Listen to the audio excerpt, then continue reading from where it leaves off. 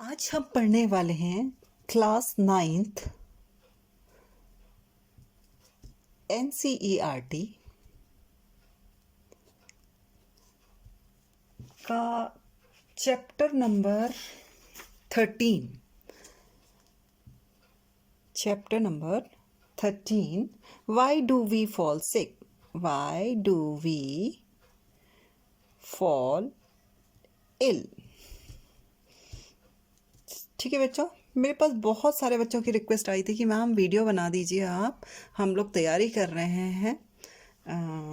तो उसके लिए हमें जनरल आइडिया चाहिए और आप NCERT की 9th-10th का बायो पोर्शन हमारा कंप्लीट करा दीजिए। तो आज मैंने देखा बच्चों कि जो 9th-10th का बायो का है वो सिर्फ 3 चैप्टर हैं। तो पहला चैप्टर 13 आज शुरू करती हूँ, फिर धीरे धीरे 10th का भी करते हैं और उसको समझाने की कोशिश करते हैं पूरा का पूरा। तो इसमें बेटा सबसे पहला टॉपिक जो आपकी NCERT पकड़ती है वो पकड़ती है हेल्थ एंड इट्स फेलियर। पहला टॉपिक NCERT पकड़ती है हेल्थ एंड इट्स फेलियर। ठीक है, अब इसमें सबसे बड़ी बात आती है पहले कि हम हेल्थ किसको कहेंगे। What is health? हेल्थ क्या होती है? ठीक है, तो जो पर्सन होता है उसकी हेल्थ होती है, या हेल्थ जिसको हम कहते हैं वो कहता है फिजिकल,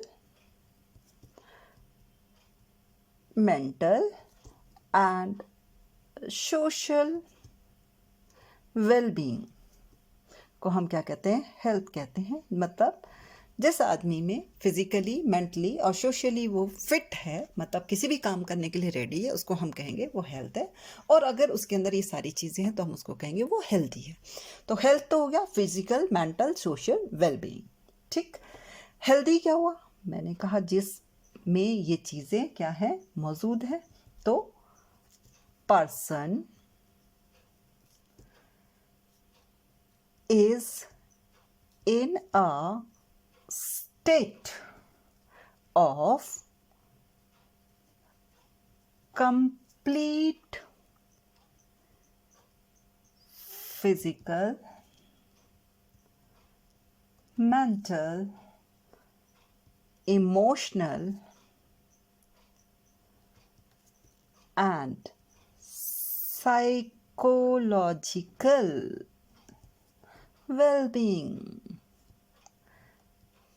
थोड़ा सा मैंने इसको आगे कर दिया कि वो फिजिकल, मेंटल और सोशल में क्या होगा, वो इमोशनली और साइकोलॉजी। आजकल बहुत ज़्यादा बेटा साइकोलॉजिकल डिसऑर्डर्स बहुत ज़्यादा हो रहे हैं बच्चों में, इसलिए मैंने इसको 2 में तोड़ दिया कि वो इमोशनली और साइकोलॉजिकली क्या होना चाहिए, हेल्दी होना चाहिए हर काम से। मतलब इमोशनली भी वो हर काम के लिए तैयार होना चाहिए। तो हेल्थ क्या है? हेल्थ क्या है हमारी कि जिसमें हम फिजिकल, मेंटल और सोशल जो हैं बिल्कुल फिट हैं, किसी भी काम को कभी भी करने के लिए तैयार हैं, वेलबींग है हम लोग, उसको कहते हैं हेल्थ। और हेल्दी कहते हैं, मतलब हेल्थ हो गई एक कंडीशन और हेल्दी हो गया हमारी उस एक पर्टिकुलर पर्सन की कंडीशन। मतलब दोनों में कोई डिफरेंस नहीं है। जो हेल्दी होगा उसकी हेल्थ क्या होगी, अच्छी होगी। Healthy means person and health means condition, right. अब आया एक, इसमें NCERT पकड़ता है आपके पास कि जो हमारी हेल्थ है, हम फिजिकली अपने को एक्सरसाइज करके बिल्कुल हेल्थी रख सकते हैं। मेंटल और सोशल हेल्थ के लिए हमें क्या है, अपने आसपास का एनवायरनमेंट, सोशल एनवायरनमेंट बिल्कुल फिट चाहिए। ठीक है ना, तभी हम क्या कहेंगे, हम इस एस्पेक्ट में तो हम इंडिविजुअली अपने को ठीक कर सकते हैं फिजिकल पे। लेकिन अगर हम मेंटली, हमें किसी ने कुछ कह दिया कि आप लंबे हो, आपकी आवाज़ खराब है, और हम उसको अंदर तक, मन तक, मेंटल तक ले जाएं कि यार हम तो बोलने में ही अजीब से लग रहे हैं, तो हम क्या होंगे, मेंटली फिट नहीं होंगे। या सोशल में कई बार करते हैं ना बच्चे कि इसको नहीं खिलाना है, इसको चिढ़ाना है, अगर वो सोसाइटी उसको एक्सेप्ट नहीं करती है तो वो भी क्या होगा, सोशली हेल्दी नहीं होगा। ठीक है, तो जो हमारी हेल्थ होती है, ठीक है, उसको हम 2 में बांट सकते हैं। हेल्थ हमारी 2 तरीके से मेंटेन हो रही है। हेल्थ को हम 2 में कर सकते हैं। एक कर सकते हैं हम पर्सनल हेल्थ, और एक कर सकते हैं हम सोशल हेल्थ। ठीक है, पर्सनल, इंडिविजुअल, ठीक है, सोशल, सोसाइटी, जो हमारे आसपास का एनवायरनमेंट है। Society means environment, not only physical environment, the social environment is also involve for this health. ठीक है, तो हेल्थ में क्या हुआ हमारा, एक तो हमने अपने आप को पर्सनली, इंडिविजुअल ने फिट रखा। इससे ज़्यादातर जो है, जो पर्सन होता है वो अपने लिए क्या करता है, फिजिकल एनवायरनमेंट तो बहुत अपनी बॉडी को वो बिल्कुल ठीक कर सकता है, लेकिन जो मेंटल और सोशल वेलबींग के लिए चाहिए उसमें हमें सोशल हेल्थ, सोसाइटी चाहिए ही चाहिए। ठीक है, ठीक, तो दोनों ही चीज़ें एक इंडिविजुअल की हेल्थ को कंट्रोल करती हैं। Person must be healthy physically, mentally, emotionally, psychologically. Physically he can train himself, but for the mental, emotional and psychological, he or she needs the social healthy environment. यहाँ तक clear हो गया? ठीक है, अब हमने कहा कि हेल्दी रहने के लिए सबसे पहले हम पर्सनल हेल्दी के लिए ही करें अगर, तो पर्सनल हेल्दी रहने के लिए हम क्या कर सकते हैं? ठीक है, तो सबसे पहले क्या है, हम प्रिवेंशन कर सकते हैं डिजीज के ट्रांसमिशन को रोकने के लिए। ठीक है, पर्सनल हेल्दी के लिए क्या करेंगे हम, कि हम अपने आसपास साफ रखें, पानी को साफ रखें, हाथ को धोएं खाना खाने से पहले और खाना खाने के बाद। ठीक है, अपने खाने को ढक के रखें, अपने वेजिटेबल फ्रूट्स को खाने से पहले साफ करें, है ना, और अपने आसपास का जो पानी का ड्रेनेज सिस्टम है उसको साफ रखें। अब आजकल जो है जुलाई का महीना चल रहा है और मलेरिया फैल रहा है, तो आसपास अगर पानी इकट्ठा होगा तो मच्छरों के लिए बहुत अच्छा ब्रीडिंग प्लेस है ये। ठीक, तो ये हमारे क्या है हेल्दी रहने के लिए। ये आपकी बुक में बेटा बड़ा अच्छा दे रखा है, prevention of transmission of disease bye maintaining sanitation and hygiene. ठीक है, करें, इसको भी कर लें, चलिए कर लेते हैं। हम क्या कर सकते हैं हेल्दी रहने के लिए? ठीक है, what is to be done, right? तो prevention of transmission of diseases by maintaining sanitation and hygiene. ठीक है, इसमें हम क्या कर सकते हैं, देखिए हाइजीन के लिए हम क्या कर सकते हैं, प्रोटेक्ट द वाटर सोर्स को बचा के रखें। सैनिटेशन में हम क्या कर सकते हैं, ट्रीट एंड स्टोर, इसको हम हमारे करते हैं ना, हमारे पानी की वाटर सप्लाई होती है तो नदियों से जो पानी आता है उसको ट्रीटमेंट प्लांट्स में डाला जाता है, क्लोरीन पास करते हैं और फिर उसको अच्छे से स्टोर कर सकते, तो ये सैनिटेशन में हो गया। दूसरा पॉइंट क्या कर सकते हैं, wash hands before and after meal. ये हमारा क्या है, ये हमारी हाइजीन है, अच्छी आदत है। ठीक है जी, और इसका हम वो क्या कर सकते हैं,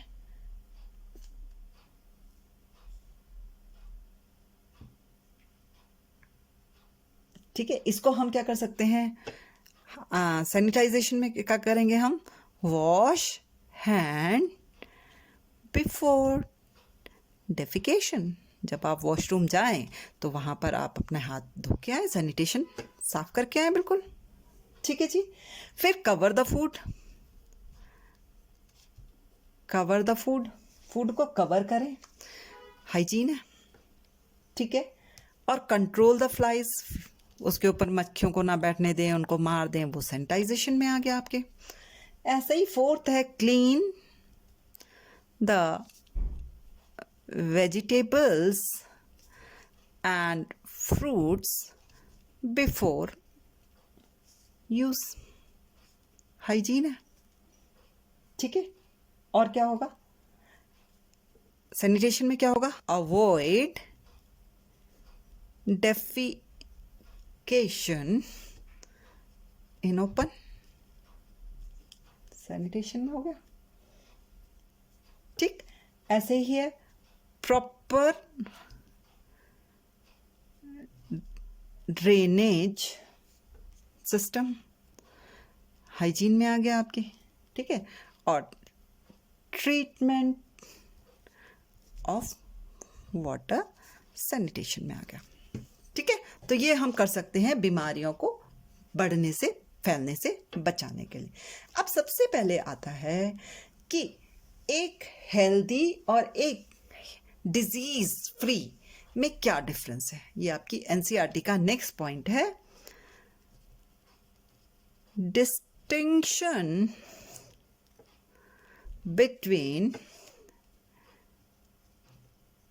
healthy and disease free।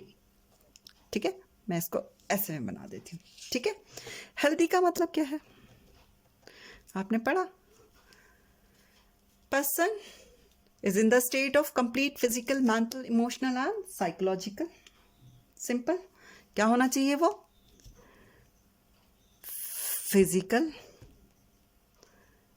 Mental और सोशल साउंड होना चाहिए, मतलब आराम में होना चाहिए, वेलबींग होना चाहिए वो। ठीक है, means fit for any work, right. और डिजीज फ्री में पहले, सबसे पहले डिजीज को देखते हैं क्या होता है।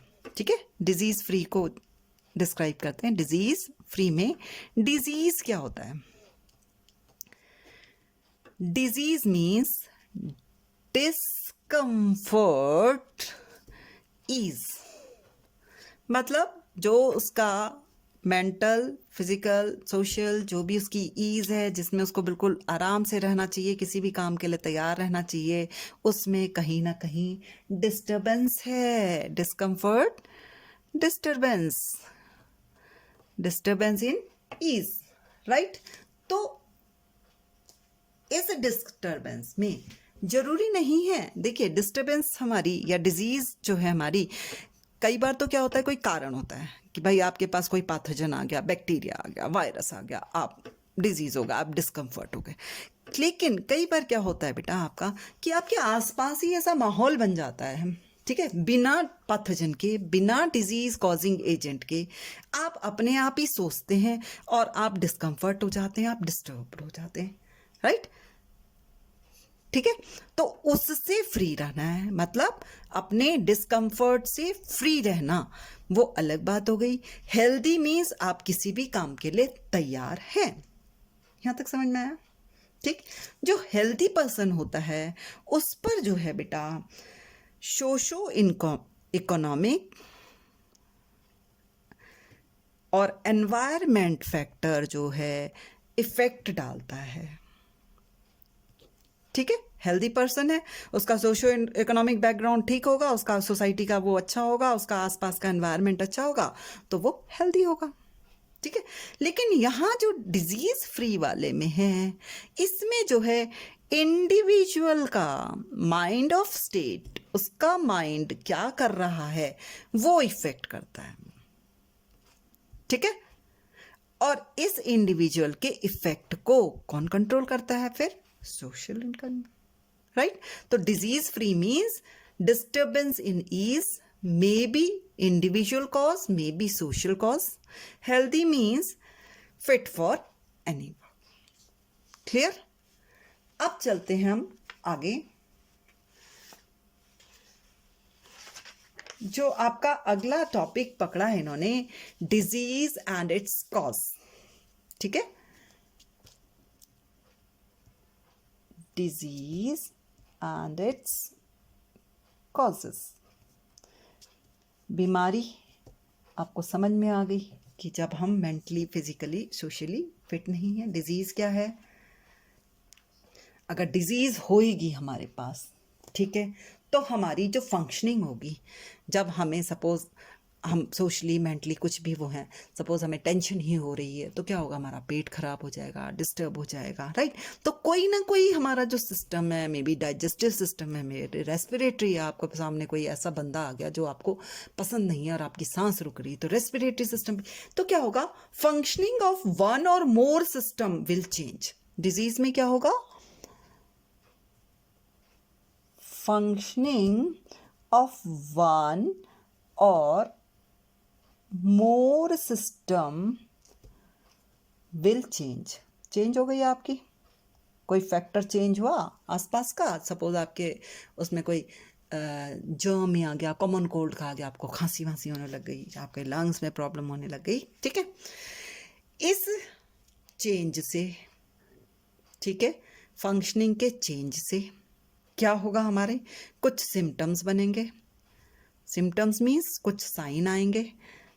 सपोज मेरे पास यहाँ पर क्या है, कुछ साइन आए, साइन में जैसे क्या हुआ कि यहाँ पर खांसी, मुझे कॉमन कोल्ड हुआ, ठीक है, अंदर गए जर्म्स आए, मेरे रेस्पिरेटरी सिस्टम में कुछ प्रॉब्लम हुई, उसके बाद क्या हुआ, मैंने खांसना शुरू कर दिया, सिम्टम्स आने शुरू हो गए, नाक बहनी शुरू हो गई, सिम्टम्स हो गए, ठीक। इन सिम्टम्स, ये सिम्टम्स क्या होते हैं, ये होते हैं जो हमें कुछ अलग लगेगा, कुछ बुरा लगेगा, things that we feel wrong, कि हमारे साथ कुछ गलत हो रहा है, खांसी हो रही है, जुकाम हो रही है, जैसे कुछ भी हो सकता है, हेडेक हो सकता है, ठीक है, कफ हो जाएगा, खांसी होनी शुरू हो जाएगी, ठीक है, लूज मोशन हो जाएंगे, तो कुछ भी हो सकता है डिजीज में, ठीक है। डिजीज में क्या होगा, एक या दो फंक्शन सिस्टम्स जो है हमारे वो चेंज होंगे, उनके कुछ सिम्टम्स निकलेंगे। सिम्टम्स क्या है, कुछ हमारे साथ रॉन्ग हो रहा है ऐसा लगेगा, जैसे कि वो होगा। अब ये सपोज इसमें से हम हेडेक ले लेते हैं, तो हेडेक क्या हो सकता है बेटा, ये हमें अपनी सोच के कारण भी हो सकता है कि हमें एग्जाम का स्ट्रेस है, एग्जामिनेशन स्ट्रेस हो गया, कल भाई तुम्हारा एग्जाम है, मैंने टेस्ट लेना है, और तुम्हें टेंशन होगी, यार हमने तो रिवीजन ही नहीं किया और मैम ने कल के कल टेस्ट दे दिया, स्ट्रेस हो गया। या ये हमारी ब्रेन की जो कवरिंग होती है उनको मेनिंजस कहते हैं, मेनिंजस कहते हैं, ठीक है, उसमें स्वेलिंग की वजह से मेनिंजाइटिस हो जाता है, ठीक है, या कोई और कारण भी है, और सो मेनी कारण, so many reasons, so many diseases हैं जिनकी वजह से हेडेक हो जाता है, ठीक है। तो डिजीज जो है वो हमारे सिम्टम में, हमारे सिस्टम में कोई चेंज लाएगी, चेंज से हमारे कुछ सिम्टम्स निकलेंगे। अब ये जरूरी नहीं है कि एक सिम्टम जो है वो कई सारी डिजीज के कारण भी हो सकता है, ठीक है। यहाँ पर मैंने कहा ना आपका हेडेक है, तो हेडेक आपको एग्जामिनेशन स्ट्रेस भी हो सकता है, मेनिंजस भी हो सकता है, कोल्ड भी हो सकता है, ठीक है, या एसिडिटी भी हो सकता है, उससे भी आपके हेडेक हो जाता है, राइट। तो सबसे पहले हमें क्या करना पड़ता है डिजीज के लिए, ठीक है, डिजीज के लिए हमें सबसे पहले क्या करना पड़ेगा, उसके कारण को देखना पड़ेगा कि कारण क्या है, ठीक है। अब एनसीईआरटी कहती है आपकी कि इस कारणों के बारे में तो हम पढ़ेंगे, लेकिन उससे पहले हम डिजीज की टाइप पढ़ लेते हैं, ठीक है। तो उन्होंने डिजीज के कितने टाइम तक वो बॉडी में रहती है उस हिसाब से उसको दो में बांटा है, डिजीज को, ठीक है, period of time, period of time के हिसाब से दो में बांट दिया, ठीक है। एक हो गई एक्यूट और दूसरी हो गई क्रॉनिक, ठीक। एक्यूट जो होती है ये बीमारी थोड़े टाइम तक रहती है, जैसे आपको जुकाम है 5-7 दिन में ठीक हो जाएगा, ठीक है। तो एक्यूट क्या होती है, last for very short period, ठीक है। जैसे एग्जाम्पल मैंने कहा कॉमन कोल्ड, 5 दिन में भाई ठीक हो जाएगा अपने आप, ठीक है, कुछ दिन में, फ्यू डेज में ये ठीक हो जाएगा अपने आप, ठीक। अब इसमें क्या होती है, डिजीज जो होती है बड़ी जल्दी ठीक हो जाती है, मतलब वेरी सून, रिकवर। ठीक है, तो जल्दी से ठीक हो गई तो no time to cause major effect on the health, इनको टाइम ही नहीं मिलता, ये बीमारी को कोई टाइम नहीं मिलेगा, no time for major effect, body में ज़्यादा नुकसान ही नहीं होगा। देखो जुकाम होता है आपको 5 दिन में आप ठीक हो जाते हैं, बिल्कुल नॉर्मल हो जाते हैं। Acute last for very short time. Chronic disease जो होती है बेटा ये last for long time and sometimes life time, कभी कभी तो ये पूरी जिंदगी भर तक ही रहती है। ठीक है, इसका एग्जाम्पल ले लेते हैं एलिफेंटियासिस। एलिफेंटियासिस, ठीक है, एक बीमारी होती है जिसमें जैसे हाथी के पैर होते हैं ना चौड़े चौड़े से मोटे मोटे से, ऐसे हमारे पैर जो होते हैं मोटे मोटे से हो जाते हैं, एलिफेंटियासिस। इस बीमारी का दूसरा नाम है फिलियरिसिस। इसको मैं थोड़ा डिटेल में बता रही हूँ, सिलेबस में नहीं है लेकिन इसलिए बता रही हूँ क्योंकि आजकल ये फैल रही है इसलिए। ठीक है, इसका जो कॉजेटिव एजेंट है वो है वुचेरेरिया बैंक्रॉफ्टी। वुचेरेरिया बैंक्रॉफ्टी ये एक कीड़ा होता है, हेलमिंथ होता है ये।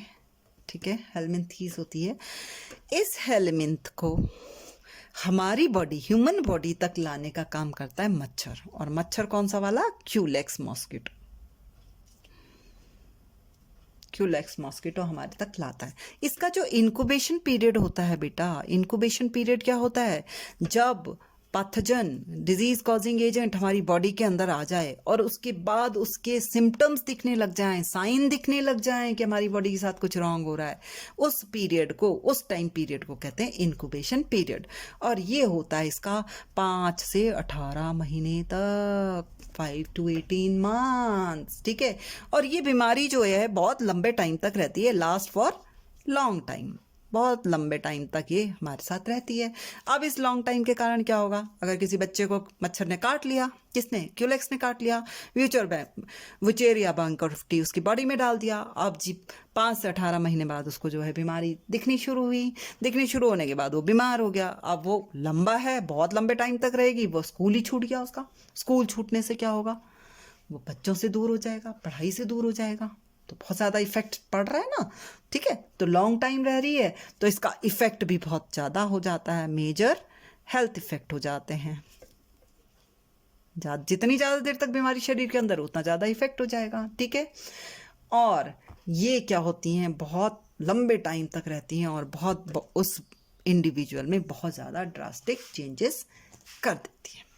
ठीक, अभी तक का रिवाइज कराऊँ। पहले हमने पढ़ा हेल्थ या हेल्दी पर्सन कौन होता है। ठीक, फिर हमने पढ़ा हेल्थ, पर्सनल और सोशल हेल्थ क्या होती है। फिर हमने पढ़ा कि हम ट्रांसमिशन, डिजीज़ की ट्रांसमिशन को हाइजीन और सैनिटाइजेशन पे कैसे रोक सकते हैं। फिर हमने पढ़ा डिस्टिंक्शन पढ़ी हमने हेल्दी और डिजीज़ फ्री में। इसके बाद हमने पढ़ा डिजीज़ और इसके कॉज में। ठीक है, और फिर हमने डिजीज़ पढ़ी पीरियड ऑफ टाइम के हिसाब से, एक्यूट और क्रॉनिक। अब डिजीज के एक पर्सन से दूसरे पर्सन तक पहुंचने के लिए पहुंचती है। ठीक है, डिजीज को एक से दूसरे को हो सकती है कि नहीं हो सकती है, उस तरीके से भी हम डिजीज को 2 टाइप में बांट सकते हैं। ठीक है, on the basis of transmission. ठीक है, इन्फेक्शियस, नॉन इन्फेक्शियस। ठीक है जी, इन्फेक्शियस डिजीज में कोई एजेंट होगा, कोई पैथोजन होगा। ठीक है, मोस्टली ये एजेंट क्या होते हैं? माइक्रोब्स होते हैं।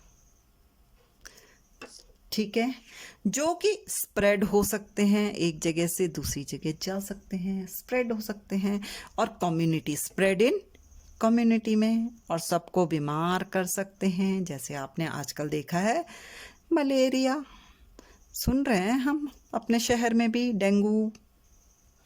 ठीक है, एक पर्सन से दूसरे पर्सन तक जा रहा है, क्या है? एजेंट है कोई। ठीक है, नॉन इन्फेक्शियस में क्या है? कोई एजेंट नहीं है, नो एजेंट। एजेंट कोई नहीं है फैलाने के लिए, कोई माइक्रोब नहीं है, नो माइक्रोब, एजेंट ही नहीं है, फैलाने वाला ही नहीं है कोई, ठीक है।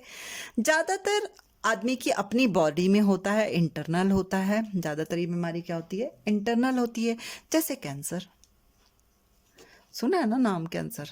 कैंसर में क्या होता है, जब जरा सा जनरल आइडिया देती हूँ कि हमारी ही बॉडी में कुछ सेल्स में कुछ जेनेटिक चेंजेस आ जाते हैं, जिनकी वजह से वो एक्सेस ग्रो करने लग जाती है।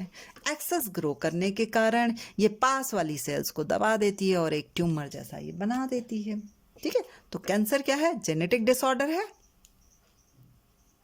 ठीक है, नॉन इन्फेक्शियस है, कोई इसका एजेंट नहीं है, राइट।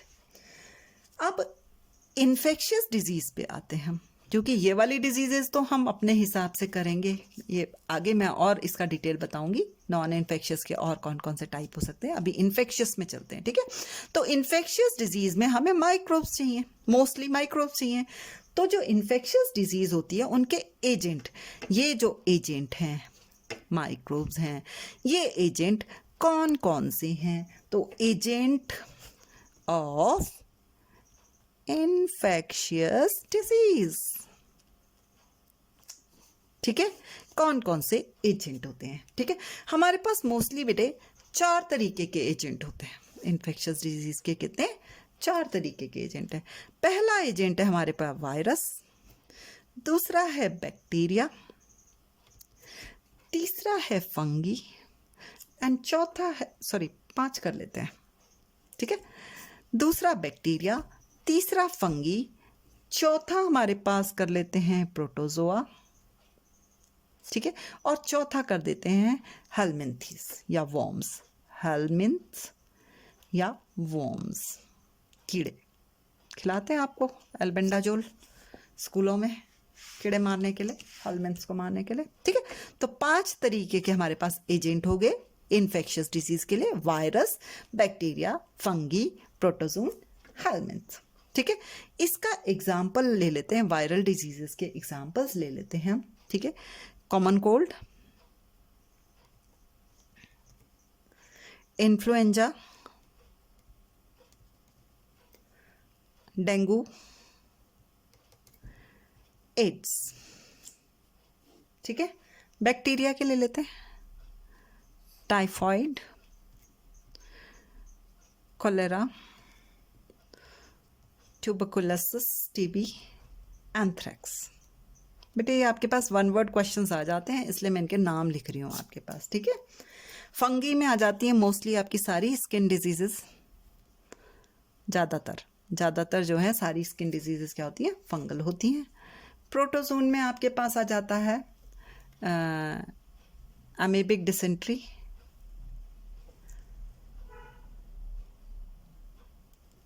ठीक है, मलेरिया अभी बताया मैंने, डेंगू, और हेलमिंथीज में आ जाती हैं आपकी एलिफेंटियासिस, अभी बताई थी, पिचेरिया बैंक्रॉफ्टी, एस्कैरियासिस, ठीक है, और टेपवर्म, उनसे भी जो होती है बीमारी आपको हो जाती है, ठीक है। अगले वीडियो में हम कंटिन्यू करेंगे एजेंट्स ऑफ इन्फेक्शियस डिजीज।